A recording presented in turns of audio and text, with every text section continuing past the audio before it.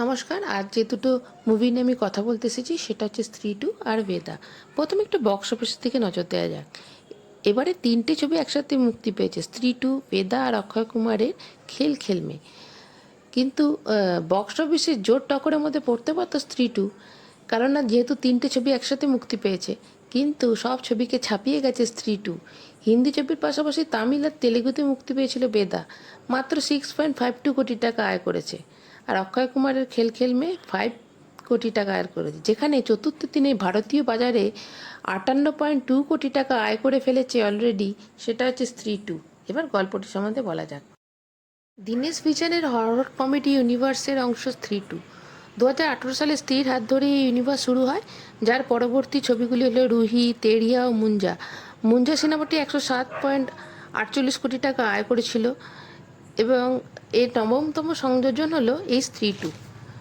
প্রথম সিনেমার যেটা স্ত্রী ওয়ান হয়েছিল তার থেকে স্ত্রী টু আরও ভালো হয়েছে। হরর কমেডিকে আলাদা করে লেভেলে নিয়ে গেছে এই স্ত্রী টু। সাসপেন্স, ভয়, এই দুটি সিনেমা আপনাকে সিট থেকে উঠতে দেবে না। এর হাসি, ডায়লগ পুরো এন্টারটেনিং এই সিনেমাটি।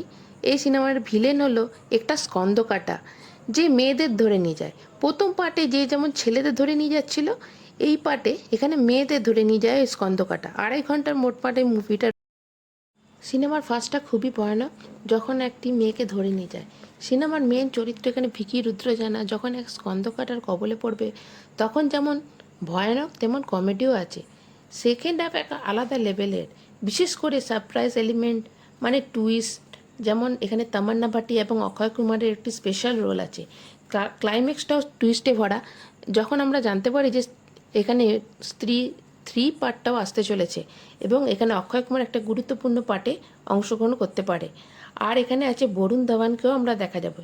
ক্লাইম্যাক্সে স্ত্রী ফিরে আসবে এবং যার সঙ্গে স্কন্দকাটার একটা বিশাল ফাইটও আপনারা দেখতে পারবেন।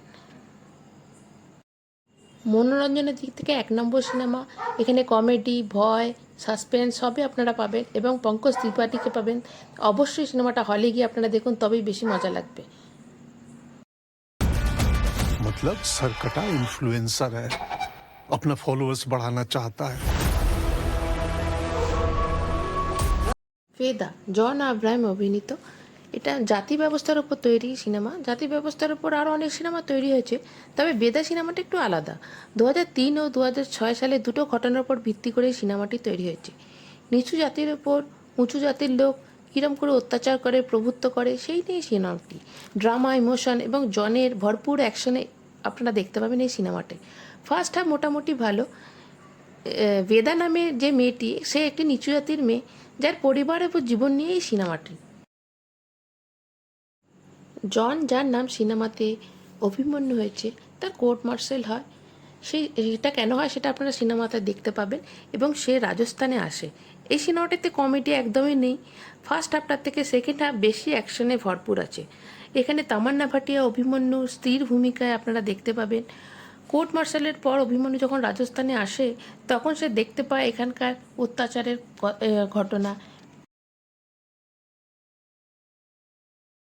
কীভাবে উঁচু জাতির লোক নিচু জাতিদের অত্যাচার করে এবং এখানে পঞ্চায়েতের নাম করে কীভাবে অত্যাচারিত হয় বিভিন্ন। এখানে উঁচু জাতির মেয়েদের যদি কোনো নিচু জাতির ছেলেরা বিয়ে করে, তাহলে তাদের মেরে দেওয়া হয়। এখানে বেদা বক্সিং শিখতে চায়, কিন্তু সে নিচু জাতি বলে তাকে বিভিন্ন বাধার সম্মুখীন হতে হয়। এবং যেহেতু বেদার ভাই নিচু জাতি, একটি উঁচু জাতের মেয়েকে ভালোবাসে বলে তাকে মেরে ফেলা হয় এবং তার পুরো পরিবারকেই শেষ করে দেওয়ার চক্রান্ত চলতে থাকে। এখানে অভিমন্যু এই বেদাকে বাঁচানোর জন্য পণ করে এবং তাকে বক্সিং শেখায় এবং গল্প বিভিন্ন নাটকীয়ের মধ্যে দিয়ে আপনারা দেখতে পাবেন। এখানে অনেক ইমোশন আছে।